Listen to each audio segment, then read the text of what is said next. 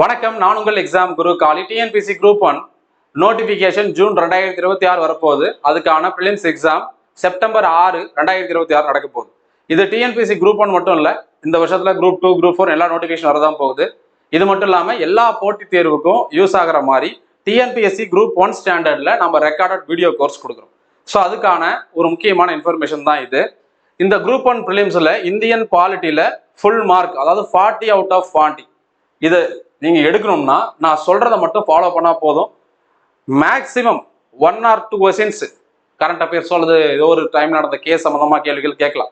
So 40க்கு 40க்கு at least 38 எடுக்க முடியும், கட்டாயமா எடுக்க முடியும். ஸோ இதை மட்டும் நம்ம சொல்றதை மட்டும் ஃபாலோ பண்ணா போதும். இது குரூப் 1ல. குரூப் 2ல அதே போலதான், குரூப் 4ல அதே போலதான். மற்ற போட்டித் தேர்வுகள்லையும் ஃபுல் மார்க் எடுக்க முடியும். அவுட் 100% உங்களால் ஸ்கோர் பண்ண முடியும். இந்தியன் கான்ஸ்டியூஷன் பொறுத்தவரையில் கிட்டத்தட்ட ஒரு மேக்ஸ் மாதிரியான ஒரு சப்ஜெக்ட் தான். நீங்க நல்லா தெளிவா படிச்சு புரிஞ்சுக்கிட்டீங்கன்னா அதுல இருந்து எப்படி கொஸ்டின் கேட்டாலும் ஈஸியாக ஆன்சர் பண்ண முடியும். ஸோ ஃபர்ஸ்ட்ல இதுக்கான சிலபஸ் பாருங்க. கான்ஸ்டியூஷன் ஆஃப் இந்தியா, அதாவது இந்திய அரசியலமைப்பு, முகவுரை, அரசியலமைப்பின் சிறப்பியல்புகள், மத்திய மாநில அரசுகள், அதுக்கப்புறம் யூனியன் பிரதேசங்கள், குடியுரிமை, ஃபண்டமெண்டல் ரைட்ஸ் அடிப்படை உரிமை, அடிப்படை கடமை, அரசு நெறிமுறைப்படுத்தும் கோட்பாடு, மத்திய மாநில அரசுகளுடைய சட்டத்துறை, நிர்வாகத்துறை, நீதித்துறை, state executive, legislature and judiciary, local government, உள்ளாட்சித்துறை, பஞ்சாயத்து அமைப்புகள் எல்லாம் இருந்துதான். அப்புறம் ஃபெடரலிசம், கூட்டாட்சியில மத்திய மாநில அரசுகளிலான உறவுகள், தேர்தல், நீதி அமைப்பு, சட்டத்தின் ஆட்சி, பொது வாழ்வில் ஊழலுக்கு எதிரான அமைப்புகள், anti corruption measures, Lokpal and Lokayukta, right to information act, தகவல் அறியும் உரிமை சட்டம், பெண்கள் முன்னேற்றம், empowerment of women, consumer protection forum, consumer protection சம்பந்தமானது, அதாவது நுகர்வோர் பாதுகாப்பு தொடர்பானது, ஹியூமன் ரைட்ஸ் சார்ட்டர்ஸ், மனித உரிமைகள் தொடர்பான சாசனங்கள், political parties and political system in India and current affairs, அரசியல் கட்சி சார்ந்த முக்கியமான விஷயங்கள், அதுக்கப்புறம் கரண்ட் அஃபேர்ஸ் கொடுத்துருக்கிறோம். இதான் சிலபஸ். முதல்ல நம்ம என்ன பண்ணணும்னா சிலபஸை படிச்சு புரிஞ்சுக்கணும்.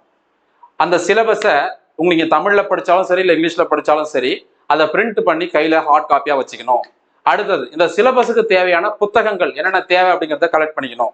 நான் சொல்ற புக்கு நல்லா தெளிவாக நோட் பண்ணிக்கோங்க. இங்கிலீஷ்ல நீங்க படிக்கிறீங்கன்னா லக்ஷ்மிகாந்த் தான் ஒன் அண்ட் ஒன்லி சோர்ஸ்.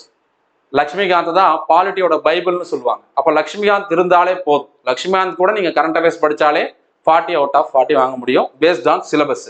அடுத்து நான் வரேன், சிலபஸை தாண்டியும் கேள்வி கேட்பான், அடுத்தது வரேன். ஸோ முதல்ல லக்ஷ்மிகாந்த் இங்கிலீஷுக்கு ஓகே, எடுத்து வாரம் வச்சிடலாம். தமிழ்ல படிக்கிறேன் சார், ஸ்கூல் புக் கேட்கலையா சார்னா ஸ்கூல் புக் தான் எல்லாத்துக்கும் பேஸ். 6 to 12 ஸ்கூல் புக்கு நீங்க படிச்சிருக்கணும். குறிப்பா 10th 11th 12th ஸ்கூல் புக்கை படிச்சே இருக்கணும். அது வேற விஷயம். எல்லாத்துக்கும் பேஸ் ஸ்கூல் புக் தான். 6 முதல் 12ஆம் வகுப்பு வரை இருக்கக்கூடிய புத்தகங்கள். அதை தாண்டி தான் நம்ம லட்சுமிகாந்த் சொல்றோம். இல்ல தமிழ் மீடியம் படிக்கிறோம்னா வெங்கடேசன் சாரோடைய புக்கு படிக்கலாம், இந்திய அரசியலமைப்பு.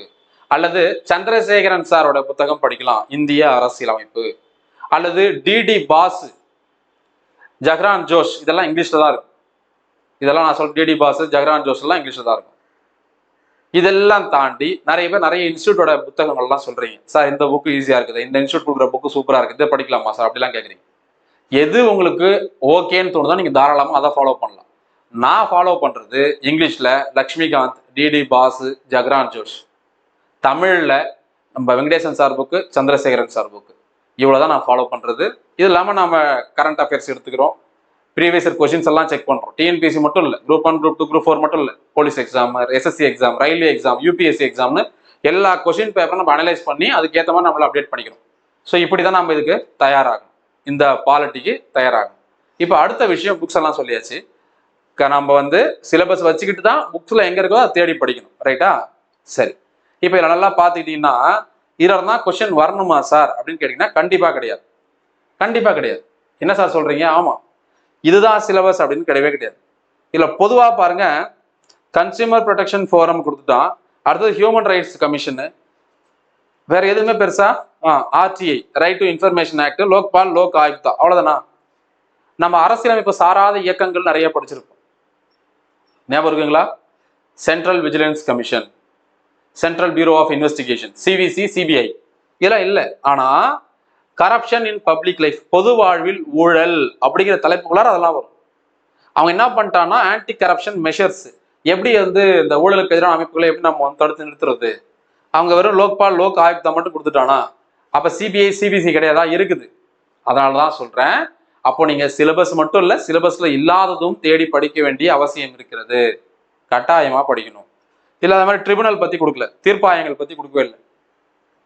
எக்ஸாம்ல கொஸ்டின் கேட்கறானா, நிர்வாக தீர்ப்பாயம் எந்த ஆண்டு, தீர்ப்பாயங்கள் எந்த சட்ட திருத்தம் மூலமா சேர்க்கப்பட்டது, பார்ட் நம்பர் 14A 42வது சட்ட திருத்தம் 1976, நிர்வாக தீர்ப்பாயம் 1985, பசுமை தீர்ப்பாயம் 2010, நேஷனல் கிரீன் ட்ரிபியூனல் NGT. இப்ப இதெல்லாம் கேட்கறாங்கல்ல, அப்ப சிலபஸ் இருக்குதா? இல்லையே, ஆனா கேட்பான். அதே போல இதுல பாருங்க, லாங்குவேஜஸ் பத்தி கொடுத்துருக்கானா பாருங்க, எங்கேயாவது பாருங்க லாங்குவேஜ் அப்படின்ற வார்த்தையே இருக்காது. தேடி தேடி பாருங்க, உட்காந்து வரவே வராது. ஆனா எக்ஸாம்ல வரும். பார்ட் நம்பர் 17 வருதா? அதே போல எமர்ஜென்சி ப்ரொவிஷன்ஸ் கொடுத்துருக்கானா பாருங்க, நெருக்கடி நிலை அதிகாரங்கள் தேடி பாருங்க, இருக்குதா? இருக்காது, ஆனா எக்ஸாம்ல இருக்கும். அதனாலதான் நம்ம என்ன சொல்றோம்னா, சிலபஸ்ல இருக்கிறத முதல்ல படிச்சுட்டு ப்ரீவியஸ் இயர் கொஸ்டின் எல்லாம் அனலைஸ் பண்ணி நம்ம வந்து தேடி படிக்கணும். இதுக்குதான் நம்ம என்ன பண்றோம் அப்படின்னா, எல்லாத்தையும் ஒன்னா இணைச்சு, அதாவது ப்ராப்பரா இந்த இவன் வந்து ஒரு மாதிரியா சிலபஸ் கொடுத்துருந்தாலும் நாம வந்து பக்காவா ஒரு 36 கிளாஸ் கொடுத்துருக்கோம் நம்மளுடைய வீடியோ கோர்ஸ்ல.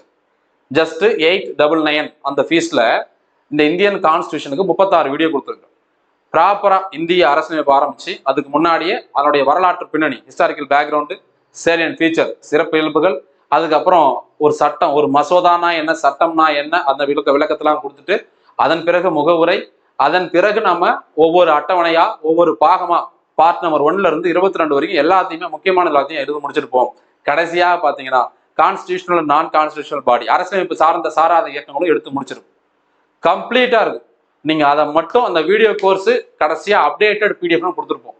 அதை மட்டும் பார்த்துட்டு போனீங்கன்னா உங்களால இதுல ஃபுல் மார்க் ஸ்கோர் பண்ண முடியும். ஸோ நீங்களே படிக்கணும்னா என்னென்ன படிக்கணும்னு சொல்லிட்டேன். சிலபஸ் பிளஸ் புக்ஸ் கலெக்ட் பண்ணி நீங்க படிச்சுக்க வேண்டியதுதான். Based on syllabus, not only syllabus but also வெளியில இருந்தும் எங்க இருந்து வேணா கேட்பான் அப்படின்றத நான் தெளிவுபடுத்திடுறேன். அதுக்கு நம்ம ப்ரூஃபும் சொல்றோம், ஒவ்வொரு எக்ஸாம்லையும் கேட்டுருக்கிறோம். இதை தான் நம்ம நம்மளுடைய GS ஃபவுண்டேஷன் கோர்ஸ்ல கொடுத்துருக்கிறோம். இது இந்தியன் கான்ஸ்டியூஷன் ஒரு சப்ஜெக்ட். இதே போல எல்லா சப்ஜெக்ட்டுமே இதில் சொல்லியிருக்கிறது வெறும் GS மட்டும் தான். தமிழ், இங்கிலீஷ், மேக்ஸ், ரீசனிங் இருக்காது. இது ஒரு ரெக்கார்டட் வீடியோ கோர்ஸ். இது TNPSC குரூப் 1க்கு மட்டும் இல்லை, எல்லா TNPSC எக்ஸாமுக்கும் மற்ற போட்டித் தேர்வுக்கும் கண்டிப்பா 100% யூஸ்ஃபுல்லா இருக்கும். பைலிங்குவல் வீடியோ கோர்ஸ், லைவ் கிடையாது, டெஸ்ட் சீரிஸ் கிடையாது, ஒன்லி ரெக்கார்டட் வீடியோ கோர்ஸ்.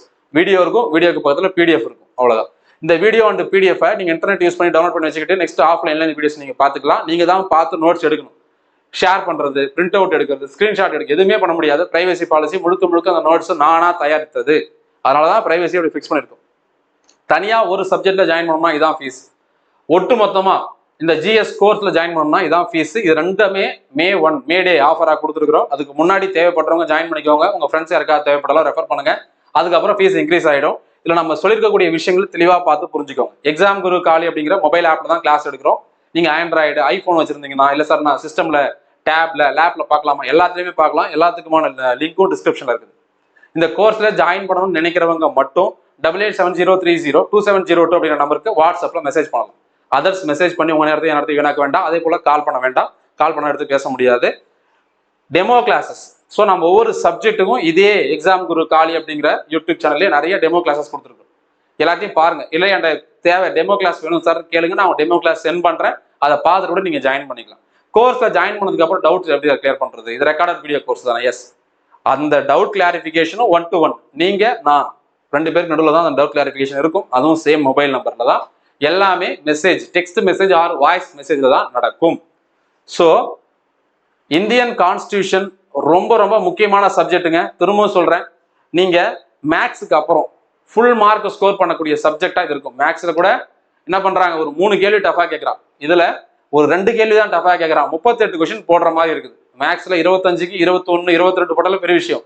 ஆனா இந்தியன் கான்ஸ்டியூஷன், இந்தியன் பாலிட்டி, இந்திய ஆட்சிகள், அரசியல் அமைப்பை பொறுத்தவரையில 40க்கு குறைந்தபட்சமா 38 எடுக்க முடியும். அதை நாம எடுக்க வச்சு காட்டியிருக்கிறோம்.